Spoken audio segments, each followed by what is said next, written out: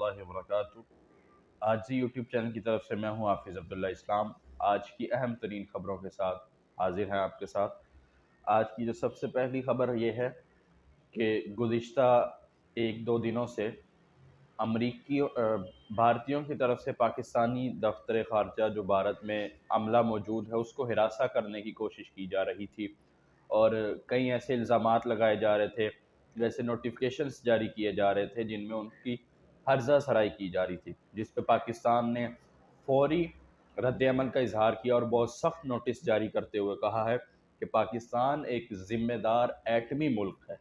यानी इंडिया को उसकी हैसियत और पाकिस्तान ने अपनी ताकत याद दिलाई है कि हम एक ज़िम्मेदार मुल्क भी हैं और एटमी मुल्क भी हैं, और हम वो तमाम दावे, वो तमाम बयानियाँ जो इंडियन मीडिया की तरफ से या इंडियन दफ्तर ख़ारजा की तरफ से हमारे सफ़ीरों पर लगाया जा रहा है, हम वो मुस्तरद करते हैं। और ये बाकायदा ऑफिशियली हुकूमत ने ये नोटिफिकेशन जारी किया है, जिसके बाद ना सिर्फ उसकी इंडिया में, पाकिस्तान में, बल्कि पूरी दुनिया में इस वक्त भारतीयों की तजलील हो रही है। उनको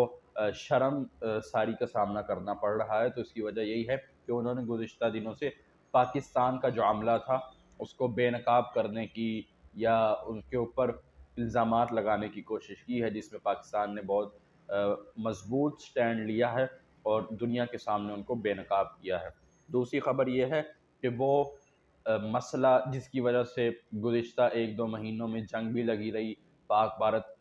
ताल्लुकात भी कशीदा रहे, पानी का मसला जो सिंध तास मुआहदा मुअत्तल करके बुनियाद बनाकर, जिसकी वजह से पहलगाम वाक़े को बुनियाद बनाकर ये मुआहदा मुअत्तल किया गया था,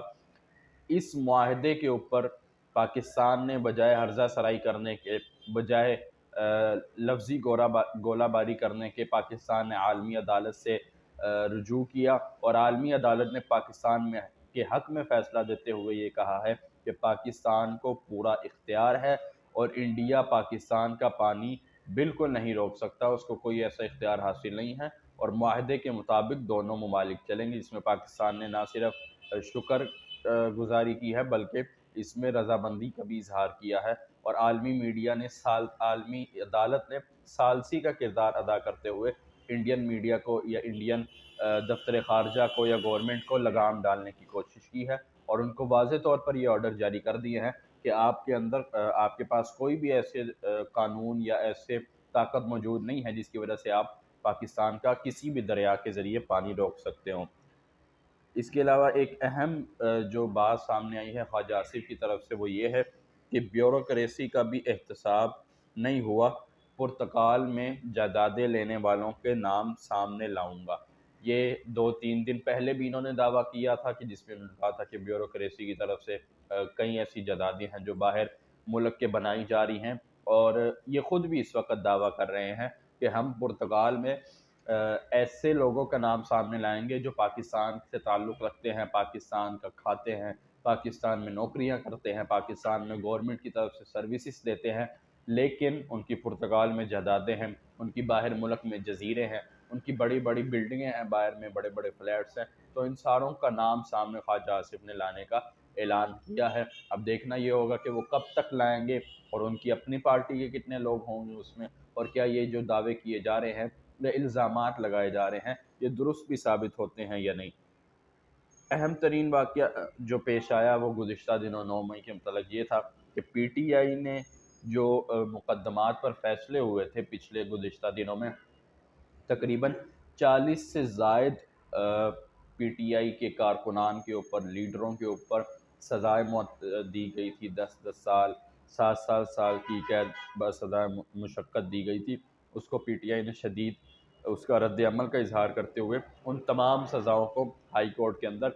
चैलेंज करने का ऐलान किया है। ना सिर्फ चैलेंज किया है, बल्कि चैलेंज वो कर भी रहे हैं, और उनकी जो टीम है या उनके जो वकला की जो मुशावरती टीम है, वो इस वक्त ये सारे केस लड़ रहे हैं, और इन तमाम जो केसेस हैं उनका तोड़ निकालने की कोशिश कर रहे हैं। एक अहम और बड़ी कामयाबी जो पाकिस्तान को मिली है बलूचिस्तान के दहशत गर्दों के ख़िलाफ़, फितनतुल हिंदुस्तान जिसका नाम दिया है DGI SPR ने उनके ख़िलाफ़, वो ये है कि जो बलूचिस्तान का सबसे मजबूत ग्रुप है कलअदम मजीद ब्रिगेडियर, उनको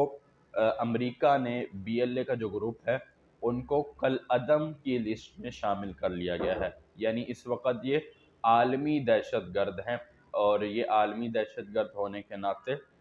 امریکہ نے ان کو اپنی لسٹ میں شامل کر دیا ہے، اور پوری دنیا کو بتایا ہے کہ پاکستان اس وقت دہشت گردوں کے خلاف لڑ رہا ہے۔ اگلی خبر وہی، غزہ نے اسرائیل پر حملے جاری کیے ہوئے ہیں، گزشتہ دنوں بھی 6 افراد اور اسی طرح 46 فلسطینی شہید ہوئے ہیں۔ تو گزشتہ دنوں انس شریف جو شہید ہوئے تھے، الجزیرہ کے رپورٹر، ان کا جنازہ بھی تھا، اس دوران بھی بمباری ہوئی ہے۔ تو یہ تمام غاصبانہ حملے جاری ہیں، لیکن دوسری طرف اسرائیل کے اندر ہی نیتن یاہو کے خلاف ان کی عوام ہرزہ سرائی پر اتر آئی ہے، اور ان کا کہنا ہے کہ ہم کسی بھی طور پہ اجازت نہیں دیں گے کہ ہمارا وزیر اعظم فلسطین کے اوپر قبضہ کرے اور زمینی قبضہ حاصل کرنے کی کوشش کرے۔